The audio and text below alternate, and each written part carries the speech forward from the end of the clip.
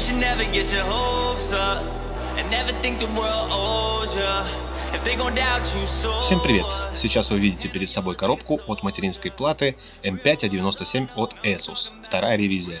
В этой коробке действительно лежит материнская плата, но и не только, и предназначено это все для очередного апгрейда моего бомж-ПК. Не так давно я уже занимался апгрейдом своего компьютера, но мне показалось этого мало, и поэтому я решил прикупить для себя еще несколько ништячков. Да и вообще просто мне нравится это делать. Как вы уже видите, материнская плата имеет форм-фактор ATX, то есть полноразмерная. Она имеет два разъема PCI-Express, так что здесь можно установить две видеокарты. Будем мы это делать или нет, посмотрим. Также она имеет 4 разъема под оперативную память DDR3, естественно с функцией Dual Channel. В комплекте мне достались две оперативные плашки Hynix по 4 гигабайта. Ну и процессор, в принципе, из-за чего это все и затевалось, это AMD FX 8350. Он имеет частоту ядра 4 ГГц в стоке, плюс хорошо гонится. Кэш у процессора тоже повыше, чем у моего предыдущего шестиядерного. А вот что я обнаружил при детальном осмотре материнской платы. Да-да, это царапины на дорожках, которые идут к аудиоразъемам. В целом дорожки не повреждены, но все равно неприятно. Кстати, такие царапины можно оставить, понятно почему. После варварского извлечения видеокарты, либо же когда ее вставляли. Что меня очень порадовало в этой системной плате, это наличие большого количества USB разъемов. 6 штук USB 2.0, так еще и 2 USB 3.0. Если вы еще не поняли, то материнская плата покупалась с рук, и естественно батарейку BIOS я меняю сразу. Ну а теперь давайте закинем все комплектующие в системный блок. Если у вас возник вопрос, зачем покупать материнскую плату, если сокеты у моей материнской платы и у новой одинаковые?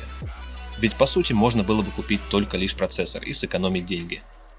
Дело в том, что моя материнская плата имеет энергопотребление процессора 95 Вт, а FX 8350 потребляет 125 Вт. Отсюда и проблема, материнская плата просто его не увидит. Ну а теперь мы можем лицезреть мою старую материнскую плату и новую. В старой материнке установлен процессор FX 6300 6 ядер, и он в принципе неплохо себя показывал. На что способен FX 8350, это нам предстоит еще выяснить. Но теперь прекрасно видно, какие ништяки мы получим от новой материнской платы. И главное, что теперь будет больше USB портов, потому что 4 USB порта на моей материнской плате просто мне не хватало. Еще одно из отличий это то, что на предыдущей материнской плате, которая стояла у меня, не было SATA 3.0, а здесь их ни много ни мало 6 штук. И еще что немаловажно, здесь присутствует ACHI режим для чтения накопителей.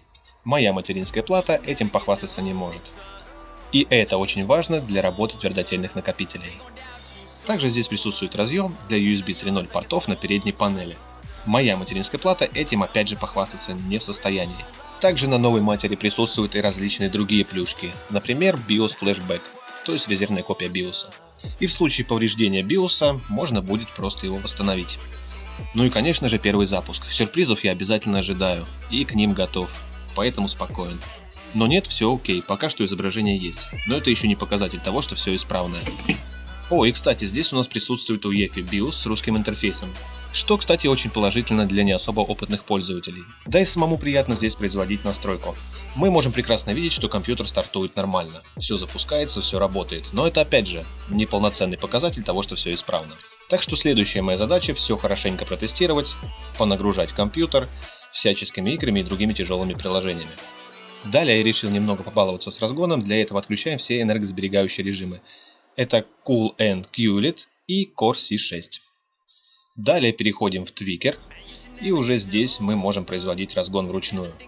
Здесь мы можем просто повысить множитель процессора, догнав его до нужной нам частоты ядра. Ну и далее, как я обычно люблю делать, я разгоняю северный мост, для того чтобы разогнать не только процессор, но и всю периферию. Например, оперативную память. Напряжение процессора и хаба я пока что не трогаю, потому что разогнал не очень сильно. Ну а теперь смотрим, что у нас из этого получилось. Процессор определяется, все ядра определяются. Как видите, пока что у нас такой разгон, потом, может быть, я что-либо исправлю. Оперативной памяти на данный момент у меня установлено 3 плашки, и 2 из них 4 гигабайта. И их частота меньше, чем у плашки 8 гигабайт, поэтому, может быть, я их достану. В тесте CPU Julia у нас выдает вот такой вот результат. Обязательно прогоним систему программой PC Mark 10 и посмотрим тоже на результат.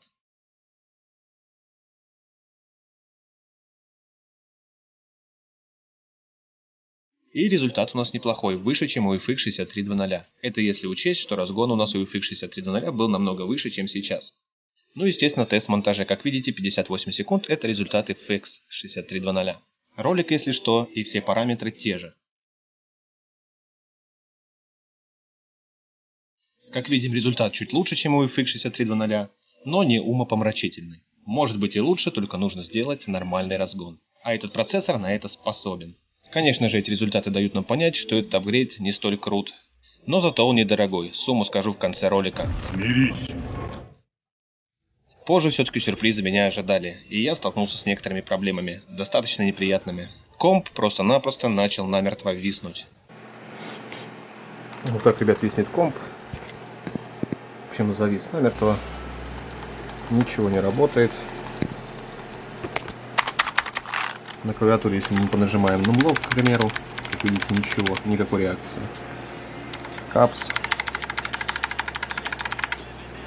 Картинка намертво, пока не перезагрузишь компьютер. Вот такая вот проблема. Бывает еще похожая проблема, когда, допустим, игра сворачивается и развернуть ее невозможно. Слышен звук, то есть вы даже можете ходить, но изображение не развернуть обратно. Но вот эта вот проблема самая жесткая. Зависает картинка намертво, и это очень часто происходит.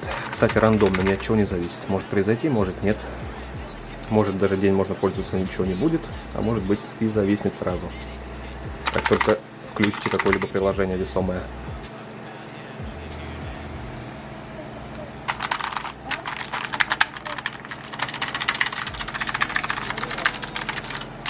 Но реакция. Только перезагрузка.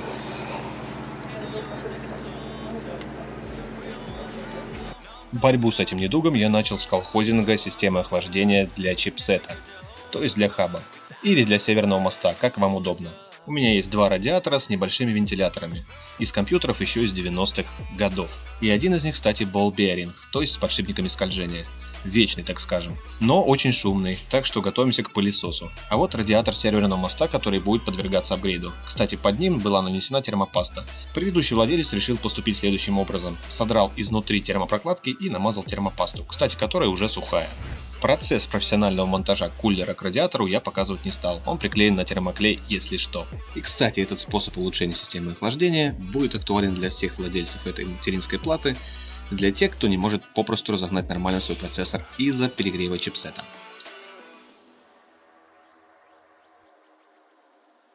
А вот так у нас ободрана термопрокладка изнутри, о чем я и говорил. Не очень умное решение, ну да ладно. Кстати, без обид, но я поступлю так же, намажу туда термопасту, как бы грубо и плохо это не выглядело. Ну а теперь собираем все на место, подключаем кулер к своему законному месту на материнской плате, запускаем коммутатор, проверяем, все ли работает. И надеемся, что теперь серьезных перегревов при разгоне не будет, и мы можем сделать нормальный, серьезный разгон процессора и шины. Кстати, плашки оперативки Unix я достал. Ну и послушайте, как шумит эта злющая машина. Ну и кстати, этот апгрейд не решил никак мою проблему с зависаниями компьютера. Я очень долго мучился, почти неделю потратил на решение этой проблемы, но изложить все, что я делал в этом ролике, я не смогу, потому что это займет огромное количество времени. Это целая отдельная тема, о которой я, возможно, расскажу в другом ролике. Но проблема лично у меня была в драйверах. И это бывает очень часто при любых апгрейдах. Так как вы вставляете новое железо в компьютер, то естественно какие-то драйвера могут показаться для него кривыми. Отсюда возникнуть могут такие проблемы, как были у меня. Да и вообще я не устану повторять, что драйвера AMD вообще кривущие. Так что установка более старого драйвера AMD решит кучу ваших проблем. Ну а если это не помогает, то переустановка Windows в большинстве случаев тоже решит проблему. Да и вообще я всегда рекомендую: обновил железо, обнови винду, то есть установи новую. Ну а на этом у меня все. Всего вам доброго, до встречи в следующих роликах. I do it now, I really gotta make it like I don't care what they be really saying, so I'm coming through and I just gotta